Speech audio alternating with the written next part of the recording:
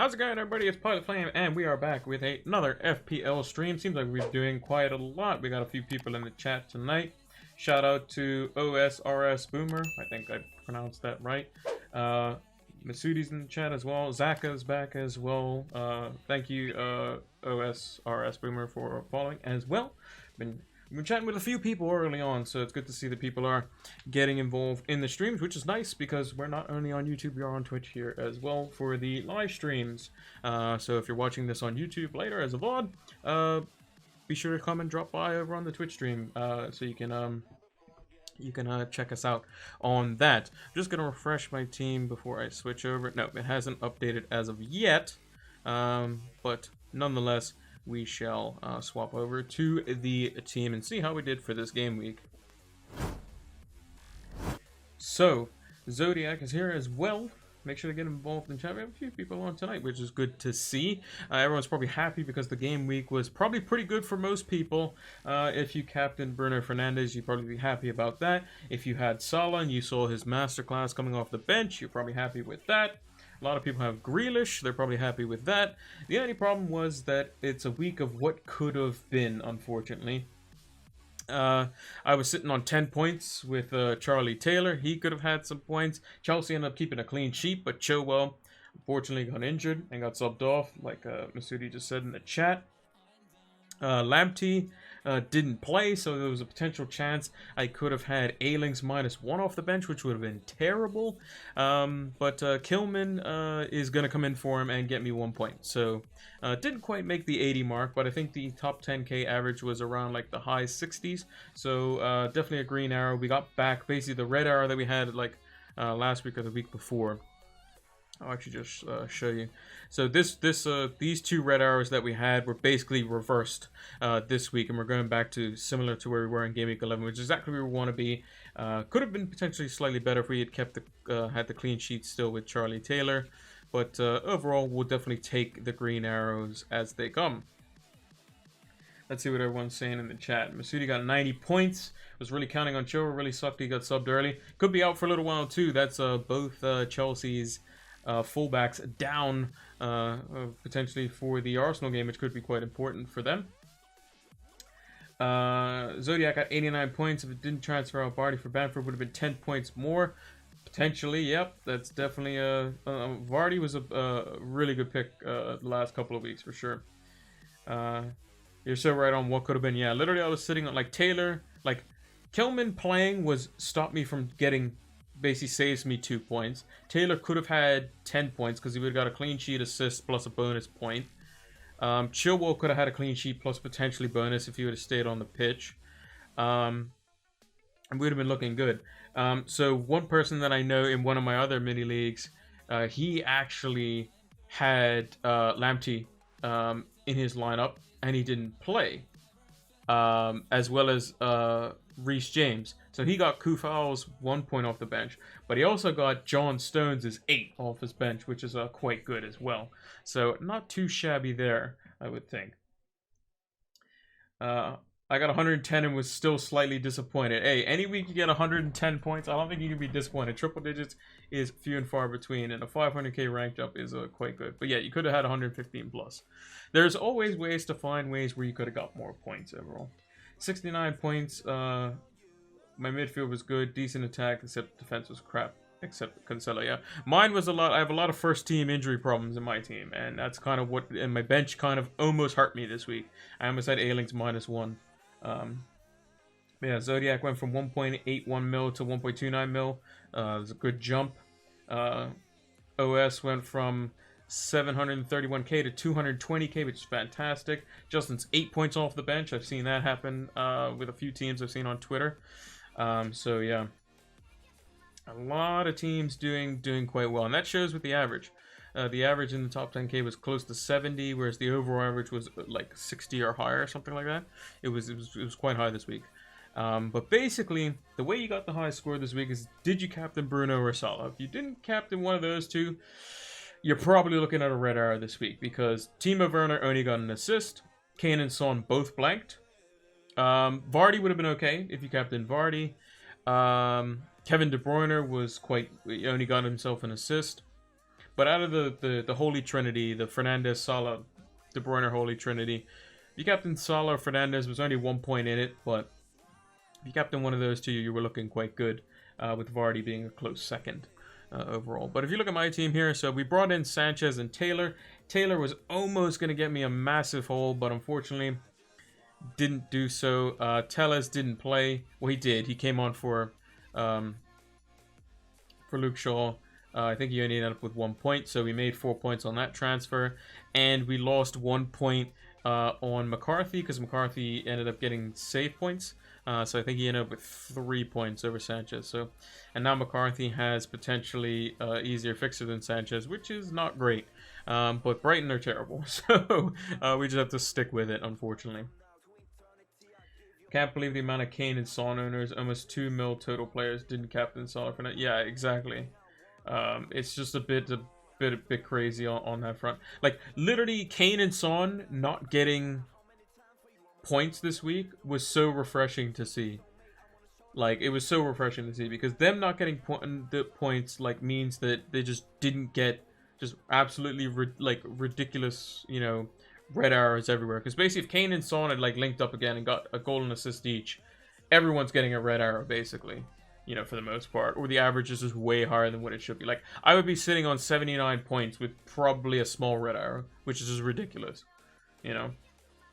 After Man City's performance, you think we should get rid of Man City assets? Because I have Mars and not sure. I think you keep them for this week, and then reassess after Newcastle. Because Newcastle on paper should be an easy fixture. Mahrez, I don't think Mahrez started.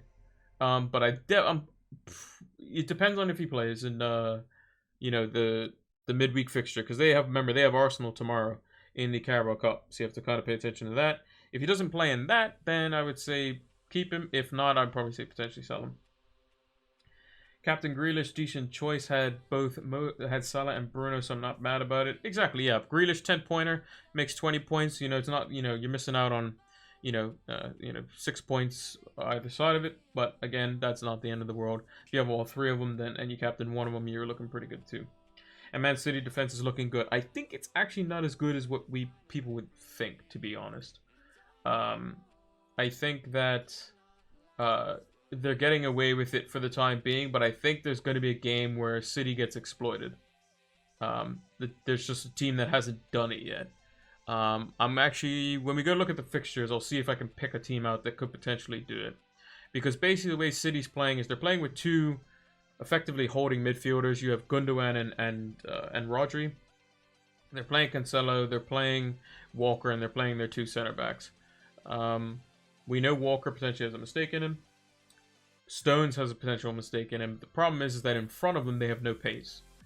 So they try to compensate that for Diaz's covering as well as Walker's pacing behind. The thing is that if you get them isolated 1v1, Walker is good at tracking back, but is he actually good defensively 1v1? Probably, but again, if you get it on the other side, on the left-hand side, then it's it could be a bit of a mare for them. But yeah, across the midfield did quite well. Returns among them all. Was happy to see Grealish actually finally get some returns. Salah getting his 2 goals and assists off the bench with 2 bonus was crazy. And then our front line was disappointing. So literally midfield was great and everything else was pretty bad. I mean, Charlie Taylor getting an assist was okay. As long as we avoided the Ailing, 1 point off the bench, that's all that really matters. Because that would have been extremely bad. What else we got here? Man City defense doesn't look too good. It's just the opponent's attacks who look bad. Yeah. So let's actually go take a quick look at the City performance that they've had. So they played against where's City? So they played against Southampton, who lost Ings early on. Bit demoralizing. You have West Brom, where they probably should have kept the clean sheet, to be honest, because West Brom aren't very good. Man United didn't really attack for the most part. Then they played Fulham, should be keeping a clean sheet there. Burnley, they always beat Burnley. Then they played Spurs, who they lost to. So any real tough test, they don't do well, and they don't score very many goals. City.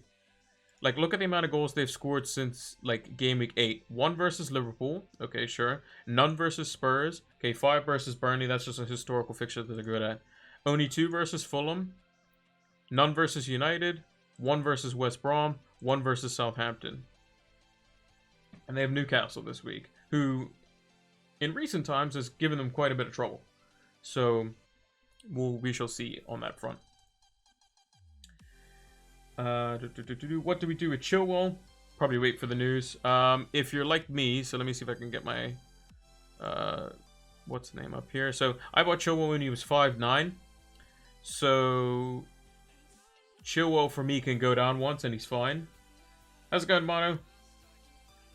So Chilwell can only go down, he can go down once for me and it'd still be fine. So I can pretty much wait on him if I wanted to. Same with Ings. Ings, I got him at 8.3, he's 8.4. So if he goes down once, it's not like I can't sell him for anything more. So I might as well wait on that front if those are the 2 players that I want to get rid of. But it depends on value. I would say I would probably bank that Chilwell's probably not going to play. I would say wait for the press conference news if you can, but I can understand making an early transfer. He can go down as in he can go down 0.1 million based on the time that I bought him. So basically, I bought, if you look here, so if you go to your transfer page and then click on the tab that says list view here, you can see my purchase value for Chilwell was 5.9, right? Which means that if he goes up to 6.1, I can sell him at 6, right? So since he's gone up to 6.2, I can still only sell him at 6. So the only way I can sell him for 0.1 more is if he goes up to 6.3, right? So basically every 0.2 million they go up, you get 0.1. So if he goes down to 6.1, I still can sell him at 6, right? Whereas if a player goes down in price, so as an example, Burke. So Burke's at 4.3. I bought him at 4.5. So if he goes back up to 4.4, I can sell him at 4.4. If he goes back up to 4.5, I can sell him at 4.5. But if he goes up to 4.7, I can sell him at 4.6 because what I bought him at is what matters. So yeah, it can seem convoluted in the beginning, but it's quite straightforward. 79 points for Mono, good score. Do I still have my first wildcard available? I do, so make sure to tune in for the stream. It's going to be probably a deadline stream for my wildcard. And it's going to be hectic, probably. I might need to do a stream the night before just to show you what I'm tinkering with. Just a free-for-all stream of just with a different setup. None of the graphics on the side. It's just going to be a wide screen with just me tinkering. It might be something to do on the 27th. And then we actually do a deadline stream on the 28th. It depends on if I have time, because obviously Christmas period and that sort of stuff. There are things that can, take place or whatever. Maybe my family wants to do something in the house or whatever. So, yeah. The challenge on Chilwell didn't look serious, so I expect him to rest in the Arsenal game and back the next round. The thing is, it's those, what they call innocuous challenges. So basically, when you're going up for a header, right? Let's say I'm going up to head the ball. You're going to brace like your shoulders. You're going to brace your chest. You're going to brace your back to go head the ball, right? So you tense up your body to, if you're going to clash with a player, you're less likely to take, sustain damage from that challenge. Whereas Chilwell, he was kind of just running, and then him and, I think it was Jared Bowen's feet cross paths, which causes ankle to turn. So he's in a vulnerable state because he's not really paying attention to what else is kind of going on around him, which is where the bad injuries can come from. So he could have potentially ruptured ligaments in his ankle. Potentially. I don't know. He could have, just sprained it. Could just be sore. I don't know either. But we'll have to see on that front. We know Reece James is definitely out for this game week and the next one. As far as we are, understood. So he's out for the Arsenal game, and he's also out for Villa, I think. I'm not sure. Maybe it was this game and the next game. I can't remember. the Arsenal game, but we'll have to see on that one. But again, Chelsea being down both the fullbacks, doesn't that mean their attacking threat goes down? Clearly not, because they were able to do quite well. You know, West Ham not really playing their best formation because they obviously they don't have Antonio and they don't have Masuaku. So we'll have to see for them going forward. It'll be an interesting game versus Arsenal. Looking forward to the wildcard stream. What game week? It won't be. It's not this game week, so it's not the one that starts on Boxing Day on the 26th. It'll be the one that starts this one. The game week 16. Because that's the last time I can use it. Because basically, the way your first wildcard works is that you have to use it before... you have to use it before basically January 1st, effectively. Now, that's been less time because of the fact that, you know, the fixture congestion is crammed in. So this is the last time you can use your first wildcard. Otherwise, you lose it for this gaming. So I have to use my wildcard and activate it and have my players play in this game week here, in game week 16. Otherwise, I lose it. But I'm definitely going to use it for this one, so... what I was thinking was downgrading Morris to Souček and upgrading Wilson to Kane since Spurs have good fixtures. Makes sense. Souček's also a double game week player for game week 19. So pretty useful to have him for that. Also, Kane is good for the short term as well as in the double game week. He still has he's in the blank game week as well as he has a good game week in the double game week. He plays Sheffield United, so yeah. Am I gonna get Am I gonna get Kane and Son for game week 16? Almost certainly. I would think that I would definitely get them for that. And then I may get rid of one of them to opt for a double game week player. So like if we look at the double game week really quickly, Kane plays Sheffield United. He could score twice versus Sheffield United, but can Vardy score versus Southampton and Chelsea? Oh, most certainly. And I'll give him 2 chances to do it, especially against Chelsea, because Chelsea could potentially still have injuries by then. But we'll have to see closer to the time. But another thing that's also coming out is that the double game week in game week 29, which is further down the line, could be even bigger because of the fact that they've moved the Carabao Cup final to April rather than usually being in like February or whatever it is, because they want fans to potentially be there. So they're pushing it back to see if they can do that. And if they do, then you're looking at a situation where is potentially, you know, wildcarding into a team for game week 19 good? Probably not. But also potentially is saving the free hit for further down the line for the blank game week in like 28 or after it or whatever it may be. Good, potentially. We don't know. But again, we can only go off what we currently have, and it looks like we have a lot of information. If you're not familiar with him, his name is Ben Krellin on Twitter, so Ben and then Crellin, I think his name is.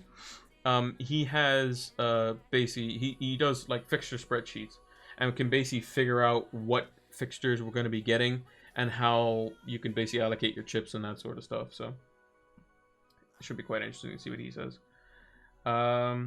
That Chelsea centre backs look deadly on the corner at set pieces. They've also gotten a lot of clean sheets. Maybe get one of them in the squad. Yeah, probably Zuma is probably my thinking, just because he's more of a threat, just because of his height and his just jumping ability. And he also will probably play more games than Thiago Silva in a congested set of fixtures, because Thiago Silva is, he's up in age. He's probably can only play 1 game a week. Like, I think that Thiago Silva will play this. He won't play versus does he have a... No, he doesn't play in the Carabao Cup. So he'll play versus Arsenal, but I don't expect him to play versus Aston Villa. Probably. But I will expect him to play versus Man City. Where Zuma will probably play all 3, almost certainly. I think we're going to be using the bench boost for Game Week 19, so you probably have to have less big hitters and more starters. What do you think? Yeah, the bench boost is good. Remember, you can bench boost players that aren't double Game Week players. It's not the end of the world. I think that there are definitely merits to say that Kane and Son versus Sheffield United is potentially better than some double Game Week players. So, like, hypothetically, if I had the West Brom a West Brom defender, right? Or we'll use a like for like in this scenario. So who has a double game week? So Firmino as an example. He plays United and Burnley. He'll probably play the United game. He might not necessarily play the Burnley game. Do I think Kane can score more than him up front by paying that little extra when he only has Sheffield United? Of course. But can Firmino get more than him? Of course. He has 2 games. That's kind of the balance you have to strike when picking between those two. West Ham have Burnley and West Brom. Is Antonio a better pick than Kane? You could say yes, because he has 2 really good fixtures. You know, they miss him. He's part of the main part of how their team functions. But you can also say that Kane is one-off for Sheffield United, where you know he's going to play, and you know that if he gets, you know, there's a chance he can get injured. But there's also a chance that Antonio can get injured in between games, because he's shown that his hamstrings are made of breadsticks or something. You know, he just can't stay fit, which is unfortunate because he's a very exciting player. Vardy exciting for the double game week as well. But again, Vardy's up in age. He's shown that he's had some injury problems too. So, where we go here? Grealish fixture's looking really bad after the Palace game. Yep, that's true. What are your plans for him in the coming weeks? He's gonna leave in the wildcard for Gaming 16. I think if you have him and you don't have your wild card, I would say you could potentially hang on to him. Because I don't think there's anyone really in that category that kind of works well like that. If you can go up to Son or something, then yeah. But on the wild card, I'm getting rid of him. I'm in a position where looking to downgrade Chilwell to Dallas and Grealish to Son to facilitate the move. I may have to take a -4. That works. It's fine. Seems fine to me. Chilwell being injured obviously helps that out. Grealish to Son, I would say obviously do it after this game week, I would say, because Spurs still have Wolves. So yeah. Ben Crellin and Ben Dinnery, yep, they're both very good. Rudiger and Christensen are both back. Yeah, but I think Zuma's doing so good, and he's so crucial to how they do set pieces that I think he'll just play every game.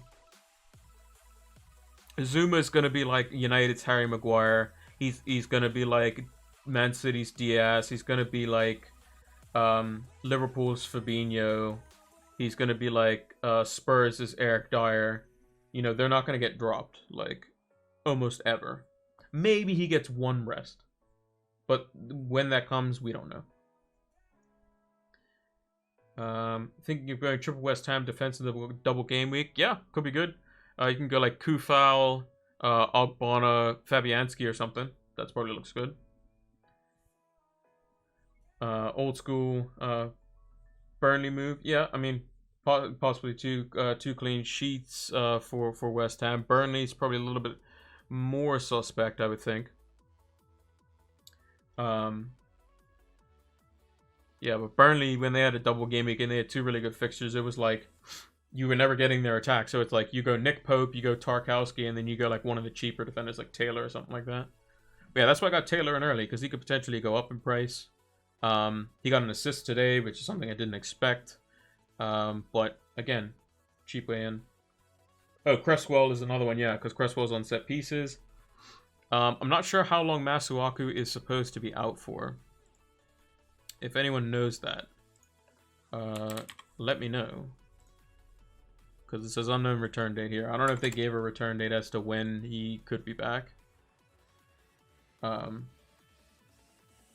Yeah, but the thing that I like about Fabianski, though, is that he has a chance to save a penalty. Plus, he's going to rack up some save points. And he's also a goalkeeper that you can set and forget later on if you want. So, like, Fabianski's fixtures, even afterwards, are quite good. So, like, he plays the double game week. Crystal Palace away, he should do quite well. Liverpool at home, if you have playing two double game week goalkeepers, you play the other one. So, like, as an example, if I had Johnston, what does Johnston have in 21? He's got Fulham at home, so you can play Johnston there. And then eventually you can get rid of Fabianski or play Fabianski for further, and then slowly get rid of your players that way.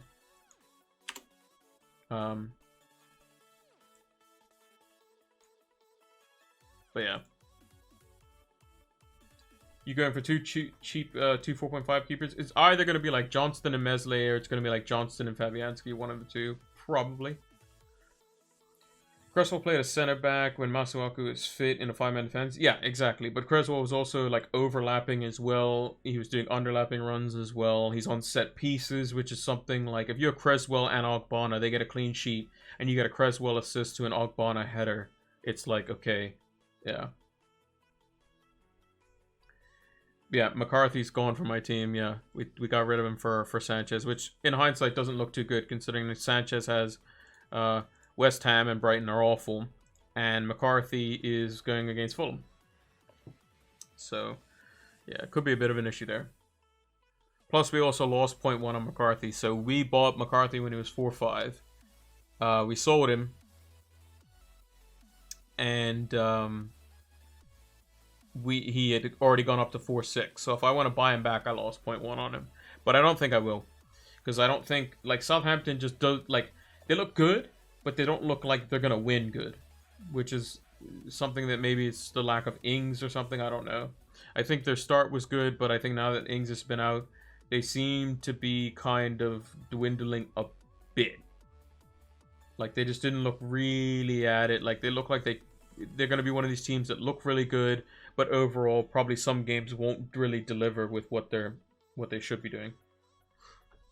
Mesley and McCarthy, what, this week? Fulham away. Who does Leeds have? Burnley at home. Probably McCarthy, I would say. Just because Burnley are a team that are very good at set pieces, and Leeds suck at set pieces. I mean, even United scored a set piece versus them. So, what do you think about the free hit in the blank game week 18, bench boost in 19, wildcard 24, triple captain for double game week 26, and take hits for... Yeah, I mean, that sounds fine on paper, yeah. But I think the free hit for the blank game week is going to be good because if you look at it, like, at the moment, there's not really many players in this game week that you're going to want in your team. You know? Spurs, okay, maybe. But, like, are you really going to want Arsenal and Crystal Palace players in your team long term? Are you going to want Newcastle players in your team long term? Are you going to really want Triple City? Maybe, but, like, who? Like, you're going to probably go double City defense, maybe, and, like, De Bruyne. So maybe you go, like, Diaz, De Bruyne, and +1 in this game week. I don't know. If you know another attacker's nailed on, then yeah, sure, you can go for it. But that game week, that looks like a proper blank game week. However, there is an exception to that where United could be in that blank game week if they were to beat Everton, because they could put the United versus Burnley fixture in there. So United would have a blank game week, game where they can play, and they would also have a double game week, which is interesting. Burnley not too bad at the moment. Only lost to City in the last 7 games. Yeah, Burnley look like they're turning the corner. They're always a team that's starts slow and then progressively gets better. City defense and Newcastle players are must in blank gaming. Yeah, pretty much. Like Callum, you're looking at Callum Wilson, maybe Darlow in goal. Maybe Lewis is a cheap option. Maybe even you go for Joel Linton. I mean, Joel Linton's not great, but maybe you go for him. Maybe if Ryan Fraser's playing, maybe. St. Maximin, I don't know. But that could be a very dull blank game week. Basically, if City like don't do anything in this game week, it's probably going to be pretty meh, to be honest. So, yeah, could be quite interesting. But yeah, let's run through the my predictions here. So if you aren't familiar with how the fixtures and our predictions work, basically I do a set of predictions. I post them over on Twitter. So on these videos, when they go up on YouTube, if you want, you can post your predictions down in the comments. Yeah, basically, if you get the fixture exactly right in terms of its scoreline and result, you get 3 points. If you get the result right, as in you predicted a win, but it was just a different scoreline, you get 1 point. And if you get it, so you predicted a win and it was a draw or loss, then you get 0 points. And is Lewis guaranteed starting with Yedlin back? Didn't think about that. that could be up for debate. But I think Lewis should be okay. But we'll have to see. Maybe not. We don't know. But he does look like he's keeping his place for the time being. Maybe in a few weeks' time they have to reassess. But yeah. So we predicted Liverpool a 2-1 win over Palace. They won 7-0. Don't think anyone predicted that. So we got 1 point. Southampton lost to Man City. We predicted a draw, so nothing there. Everton ended up beating Arsenal 2-0 and ended up being 2-1, so we got 1 point. Newcastle Fulham, exactly right, 3 points. Brighton and Sheffield United, wish it was 1-0, but somehow Sheffield United scored with 10 men. I just think Brighton are terrible. So we get no points there. Tottenham versus Leicester, 1-1. It ended up being 2-0, so nothing there. United, 3-2 over Leeds, ended up being 6-2 over Leeds. Not giving United enough credit, so 1 point there. Aston Villa, 2-0 over West Brom. It ended up being a 3-0. Burnley and Wolves did not draw. Burnley ended up winning 2-1. And we predicted a 2-0 win for Chelsea, and they ended up getting a win. So we got 1, 2, 3, 4, 5, 8 points, which isn't too bad. I think we got it pretty much on average. So we got 5 results, or 6 results correct, so just over the amount, but we got an exact result right, which is better than what we did last week. So I'm going to take a note of that. If I can get my pen to actually work here.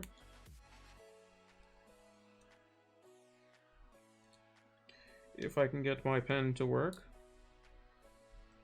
Okay, well that pen's not working, so not well anyway.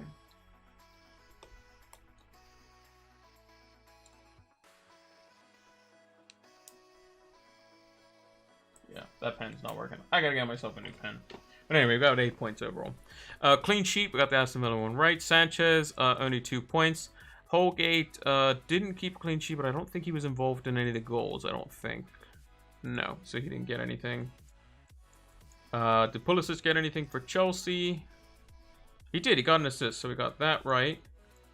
Fulham, Decorative Reed, did not get anything. So we got, let's bring it back across while I still can. With 2 out of the 5, so yeah. Okay. I think I won again. Yeah, I'm not too bad at predicting. Sometimes. Maybe. We'll see.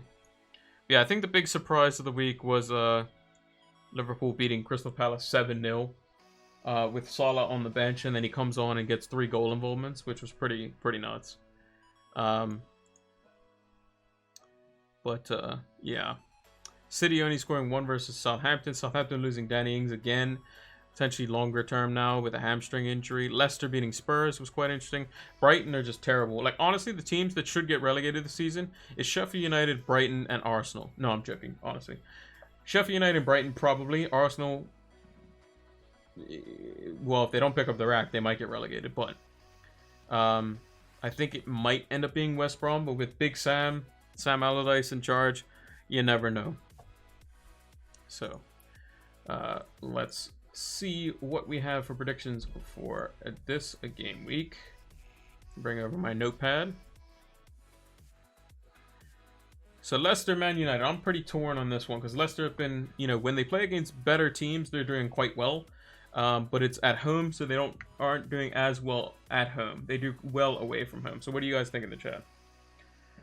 What are we thinking? We thinking Leicester gonna beat United, or we think United are gonna keep on the run? I think United can definitely do it.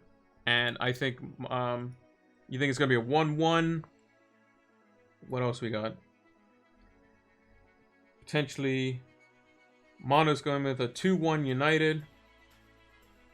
I think it's also going to be a 2-1. That's what I had penciled down. And I think that basically Leicester, when they're at home, they like to hang on to the ball. They like to play more possession-based, whereas away from home, they go back to like traditional Leicester from what we know when they won the title, where they just hit teams on the break. And I think United like playing away from home. So, but we'll see. Could be a 1-1.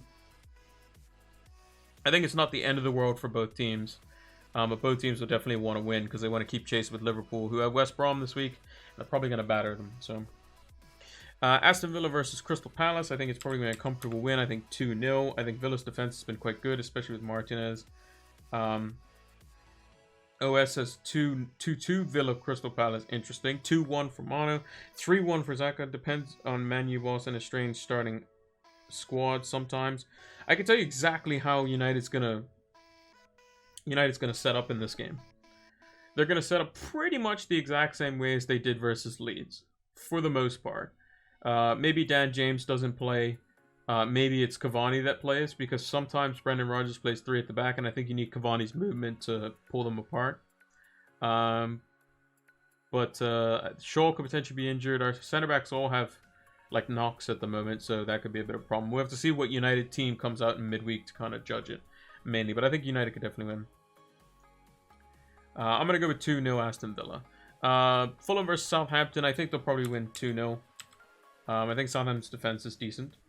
But overall, I think Southampton should have enough to do it. Mono going with a 1-0, Xhaka with a 2-0. I just think there's something like, it seems like they may be reliant on set pieces a lot more now. It just seems like, I don't know if anyone saw this when they were playing. Lansy, how's it going? I'm glad that you can join us. It just seemed like when they were playing versus City, everything had to go down the flanks. Nothing could, like, they couldn't do any intricate play through the middle unless it was a long ball. Unless it was like Vestergaard at the ball at his feet, just inside his own half, and he's like playing a long ball over the top to Walcott. They never had like a ball into somebody's, like Ward-Prowse's feet, like 30 yards out from goal, and him sliding a ball through to like Jay Adams or something. That never happened. Which is a bit of a problem if you can only attack one way. So we'll have to see on that front. Arsenal versus Chelsea, a London derby. Arsenal are at home. I believe they haven't won at home for 5 or 6 games. I don't think Gabriel's suspended for this game. Gabriel didn't get a straight red. He only got 2 yellows, so he should be back for this game, I think.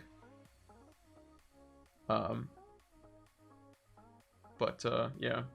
We got a 2-1 Chelsea, 3-0 Chelsea, 3-0 Chelsea. I think Chelsea can do well. And I think 2-0 makes sense. I think that Chelsea's just organization is still quite good.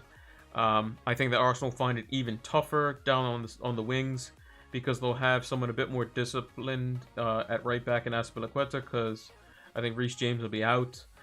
Emerson could be a bit of a problem, but Arsenal don't attack down the right at all, so they should find no problems there playing Emerson there if Chilwell is out.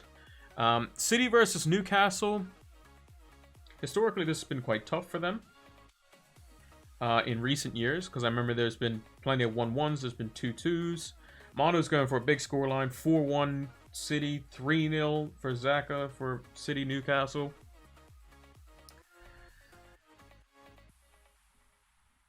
Arsenal just passed to Oba. Yep, they definitely do. They just literally, they have, I don't know if anyone noticed this, but they have what's called the frying pan formation, the wok formation. They literally just do this. Side to side to side to side to side to side. They don't have anything in the middle. They have no incisive pass. If only they had a 350k center attacking midfielder who's won the World Cup that they could call upon. Oh wait, they can't, because they don't have him in the Premier League lineup. And Mesut Ozil. Been unfortunate. 2-2 between City and Newcastle. I'm going to go with a 2-1. I just think the Newcastle might get a goal. But City, I think, ultimately wins the game. It's either going to be 2-1 or 1-0, I think. Sheffield United versus Everton. Don't see any problems here with Everton. I think they win 3-0. They have Seamus Coleman back. I think they should definitely... They're going to get a set-piece goal, probably, because Sheffield United aren't very good on set-pieces. And Lansy, I think I pronounced that right. 2710. Thank you for following as well. Sheffield United will score according to Zodiac. Potentially. They have done a, they had a little upturn. They got another point. Brewster will finally score. That's the pipe dream for some people. Yeah, I'm going to go with 3-0. I think Calvert-Lewin's going to potentially come back into my team because of Ings being injured. I was thinking something a bit more extravagant, but I'll show that to you guys in a bit. Leeds versus Burnley. I think Leeds will win 3-1. because I think Leeds will create a lot of chances. I think they'll do quite well to score, and I think Burnley will probably score some type of set piece. We got a 2-1. We got a 4-1. Waiting on Brewster for a breakout performance so I can watch the knee-jerkers coming. Yeah, pretty much. Can we just relegate Sheffield United? They will get less points than Derby. Very probably. It's very possible. I think teams that are probably going to get relegated almost guaranteed is Brighton and Sheffield United, and I think everyone else is a bit of a toss-up. Lads is going with a 1-1. Well, if Leeds get a lot of chances and they score them this time, they could potentially just bury Burnley, but we'll see. We'll see. Depends on if Burnley get a lot of set pieces early, because they can go 2-3-0 ahead off just set pieces alone. And if they don't have, Cooper fit for Leeds, then it could be a bit of a problem. West Ham versus Brighton. I'm going to go with just 1-0. I think 1-0. 3-0 West Ham. 2-2. Damn, I'm clearly not in the majority here. People thinking big scoreline. I mean, if Antonio's back, then yeah, sure. I mean, they have a whole week more extra to get him fit again. So, maybe. But yeah, I'm going to go conservative. I'm a West Ham fan, and we never beat Brighton. Okay, some insight there. Some definite insight. But Brighton are bad. Brighton are real bad. They conceded to a 10-man Sheffield United. Not ideal. But maybe this is the year that they turn around. Liverpool versus West Brom. This is going to be a big scoreline, right? 5-0 Liverpool, says Zaka. 5-0 says Mono. Yeah, I'm thinking it's going to be quite wide, this margin. Mind you, West Brom do have Sam Allardyce, and they hung on versus Villa, who are a very good side, for a long time. In terms of, warding them off with 10 men. So they could do quite good. Lancy says 1-0 West Brom. Big Sam time. Jeez. 3-0. I assume OS is going for Liverpool. I think it could be a decent sized scoreline. I'm gonna go. Usually when I think a team's gonna win really comfortably, and it's a big landslide in terms of who could win. I think I always go 3-0 as my scoreline. Wolves versus Spurs, a 1-1, says Mono. I think it could be a 1-1, Could be a 1-1.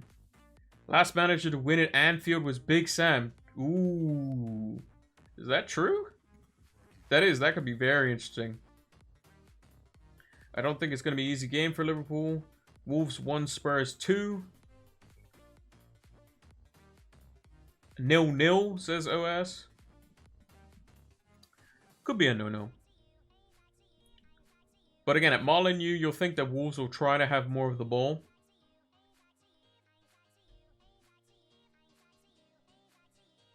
If you take the 1-0 to West Brom to the bookies, you have that X was to the... Yeah, you put 10 pounds on that, or $10 on that, you're probably winning like five bills. No problem. You got the turkey, ham, stuffing, and the TV to watch the football on. Sorted. I'm gonna go with 2-0 Spurs. I think they keep a clean sheet. I would not be surprised if it was a 1-0 either way, though. But I think Spurs get back to winning ways, and I think Son and Kane will do the business again. So clean sheets for the differential picks. I'm gonna go with Everton. I think they finally keep a clean sheet this week. OS thinks that Kane and Son have been exposed. Well, I mean, it's not rocket science as to what they do. I mean, they give the ball to Kane and they just send it long. The problem is I don't think that Wolves have a player that can just shut down Kane. That's the problem. It'd be interesting to see if Mourinho can spawn or lose it a little. Maybe. I mean, he's going to be up against a bunch of other Portuguese players, so he'll be able to definitely swear or communicate with them in their native language, so that'd be interesting. Goalkeeper for this week, I'm going to go with... who am I going to go with this week? I'm going to go with Fabianski just because he's not as highly owned. And I think they'll keep a clean sheet against Brighton. I think I spelled that right. Fabianski. Yeah, he's actually under 5% owned, which is going to definitely go up. Fabianski. In defense, I'm going to go with...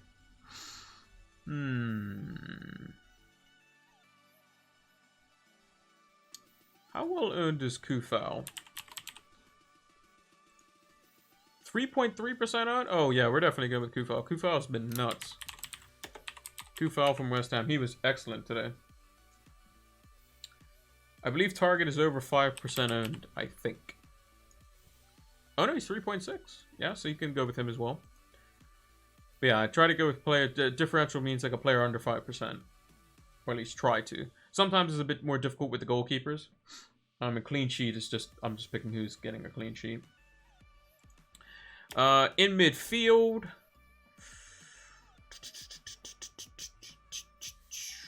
Rafinha, good shout.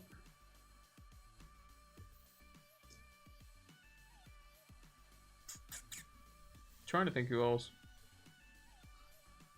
Bowen's a good shout.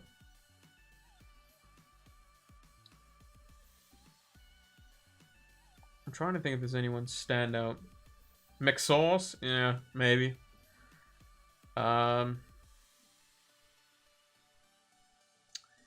I'm gonna go with someone who's been doing quite well recently, and I think he's fairly low owned as far as I know. Although he has missed a lot of chances. El Ghazi from Aston Villa. He's gotten two, he did quite well in three out of his last four in terms of being active. He does miss some chances, but he's also on penalties too, which is something interesting. Sigurdsson's a good shout too. Let me bring the fixtures back up. And who are we going for with our forward? I'm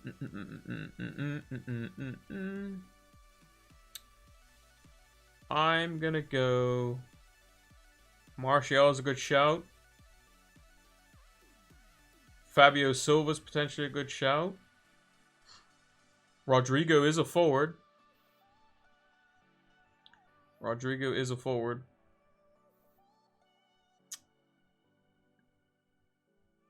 How owned is Watkins? Surely people have gotten rid of him. 7.7. We'll let it slide. I think Watkins just has to score this week. Surely he's been screwed over by offside, VAR, the whole nine. Like he was called offside for who knows how many times. Is Che Adams less than 5%? He's 8%. He's even higher than Watkins. So yeah, I think that's where we're gonna go with our differential picks. Yeah, if Watkins doesn't score this week, just bin him.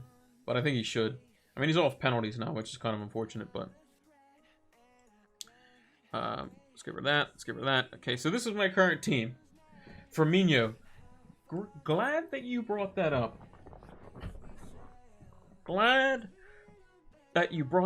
Because before Chilwell got injured, that's who I was going to bring in. Because for some reason I have a soft spot for him, because I think he's a fantastic footballer.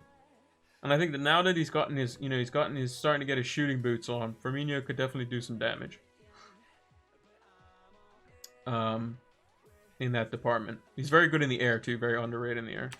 So basically what I was going to do before Chilwell got injured was get rid of Ings, bring in Firmino, potentially, and just kind of and use that as my second Liverpool player for the West Brom game. And just play Chilwell versus Arsenal because Arsenal are bad. Because initially I was going to do Chilwell to Robertson.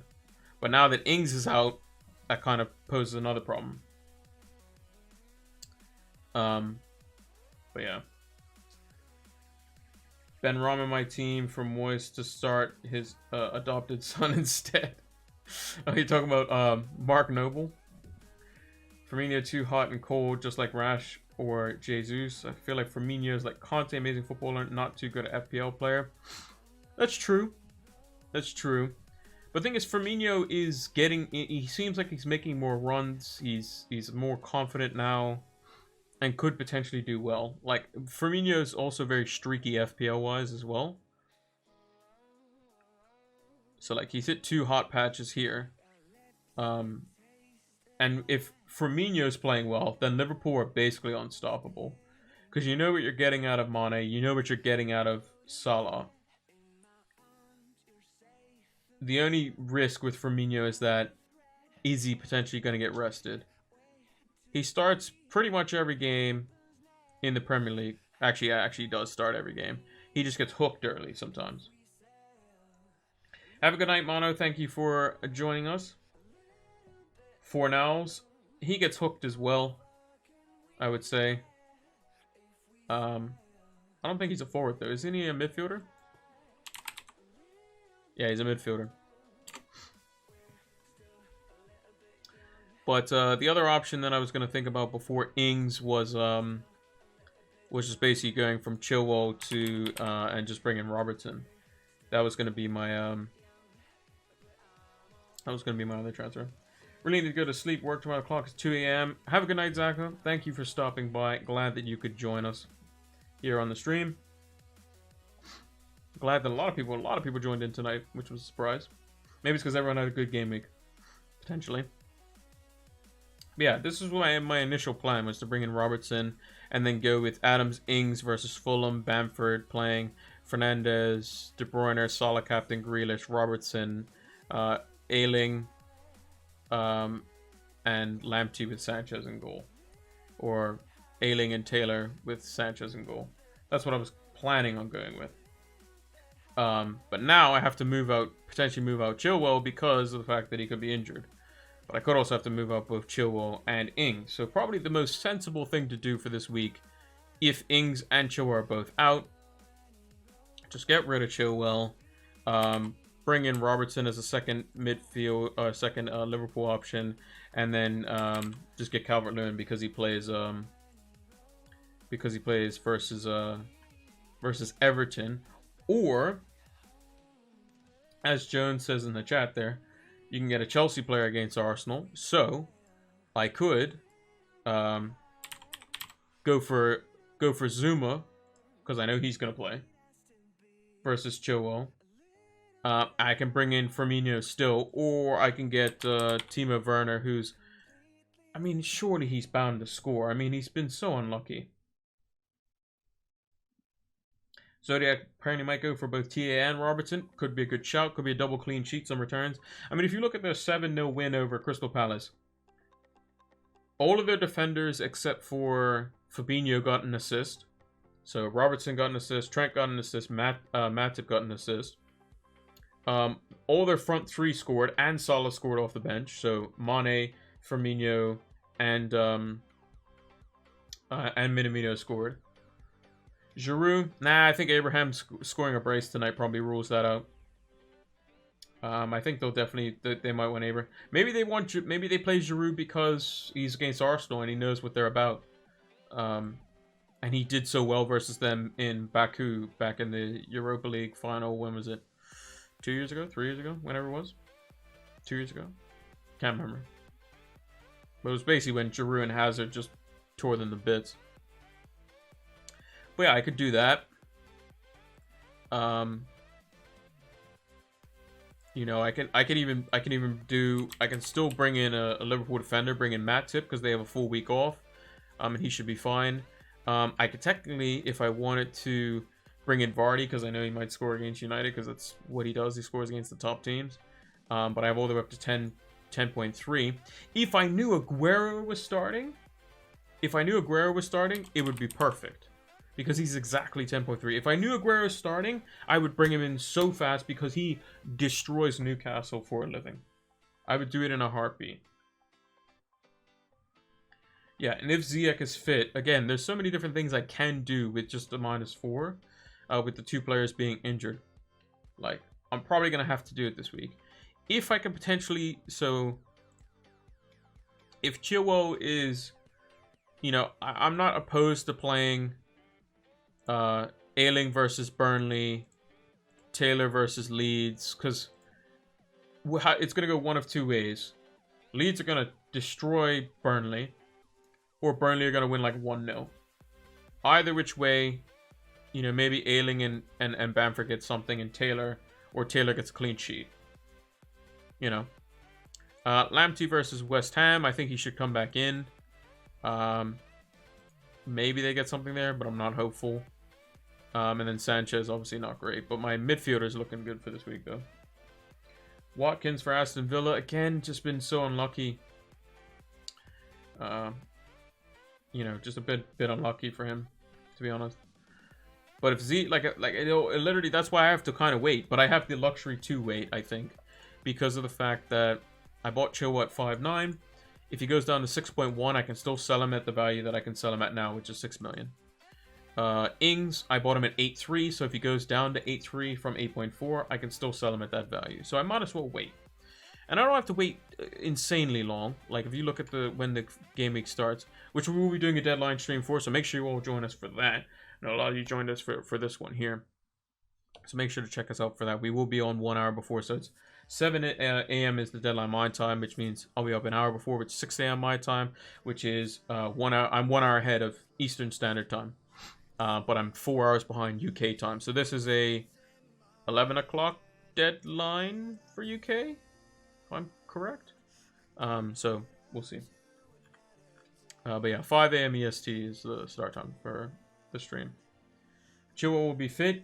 We'll see, because again, he turned his ankle. Could be a bigger injury concern than we think. But We'll have to see. I hope he is fit. Because I think he's someone who can definitely cause Arsenal problems. If he is fit, then we can just keep him, and then go from Ings to Werner, or just do the one transfer. Because I'd rather not take a hit if I don't have to. If Chilwell has a chance to play, I'll keep him, probably. And just deal with Ings. Because Ings looked like hamstring. Ings looked like it was no bueno, basically. Whereas Chilwell, he may have not been able to continue just because he rolled his ankle and it's a bad sprain and he has to rest up. But he does have the full week pretty much. Because Chelsea don't play... They play Saturday. So Chelsea don't play midweek. So they have Tuesday, Wednesday, Thursday, Friday... for him to just kind of rest up. So Chilwell's on 6.2, sell price 6 million. So if he drops to 6.1, you can still sell him for 6. So if you've bought him for whatever price, if he's gone up 0.2, you can sell him for 0.1 of that. So even if he drops to 6.1, you're still fine. Now, let's say you're on 5. You bought him for 5.8. If you bought him for 5.8, his sell price would be on 6.1 for you right now. He would have gone up an extra time. So if he would have then dropped to 6.1, he would then drop down for you, which is not what you want. But yeah, you can leave him to drop to 6.1. I don't think he will. Let me actually check really quick. Just while I'm thinking about it. So it looks like Dallas, Diaz, Benderek, maybe Stones. Firmino's on the rise as well. Could be potentially going up. And then notable players going down. Willy Bolly for Chelsea. Ziyech. Barkley. James Rodriguez. Balbuena. About it. Not really too much else there. I swapped Trent in for Chilwell. Again, good shout. Liverpool don't have a game this week either. In midweek, so they're fine. And I think Trent is going to be wanting to play games, having missed out. Chilwell, Justin Taylor, Salah, Grealish, Mahrez.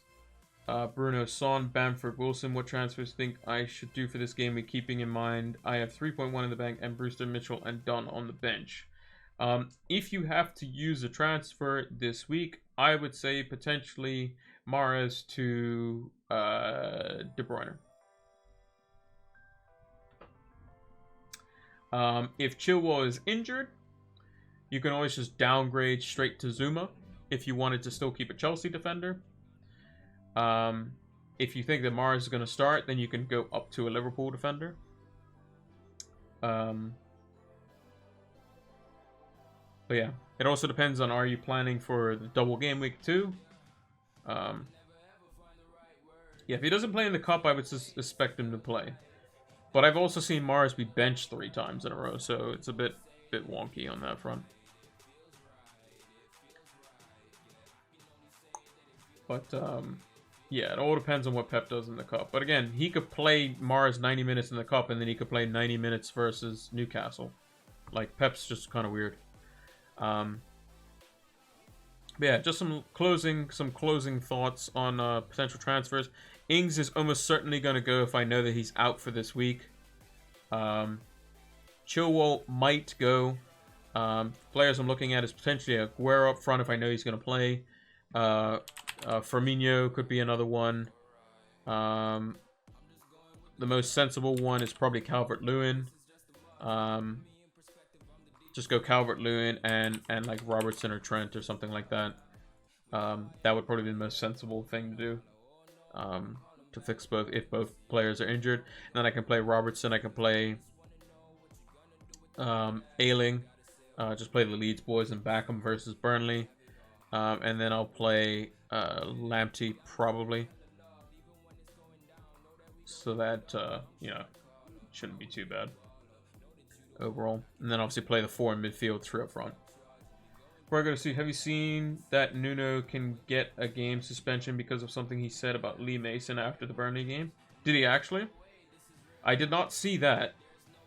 But, I mean, managers getting a suspension from the sideline, does it really affect them?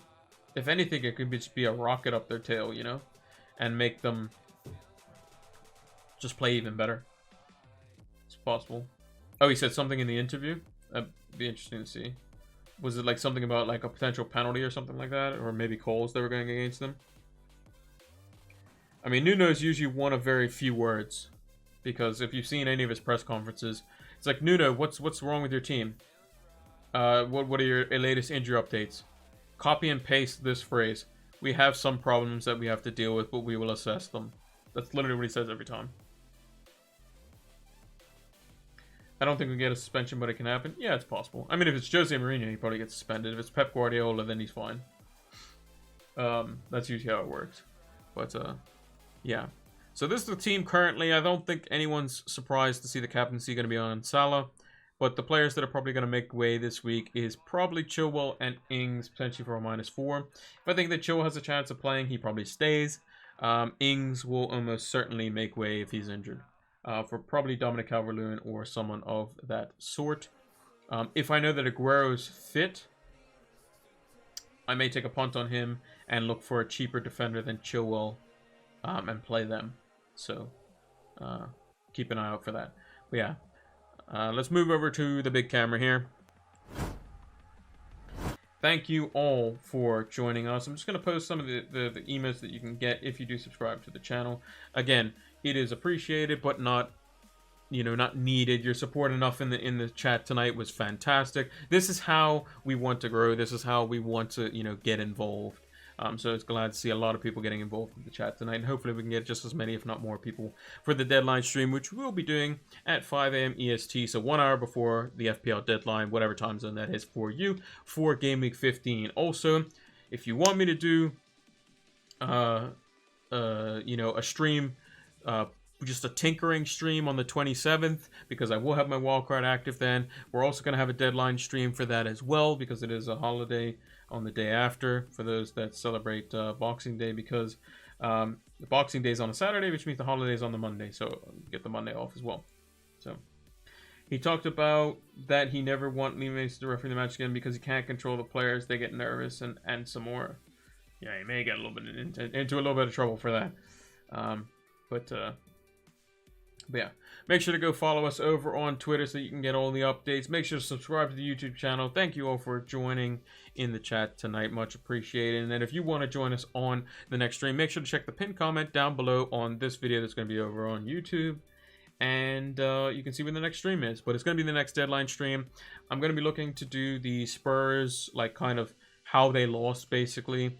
Versus Liverpool and Leicester in one combined video and a tactics talk video. That's probably going to be on Thursday, and either tomorrow or Wednesday. I'm not too sure as of yet. Probably tomorrow I'll do an FPL video, which we haven't done in a while because we've been just doing streams and that sort of stuff. But we have a little bit of a break here, and I'm going to be doing probably it's going to be teams to watch for over the remainder of the Christmas period.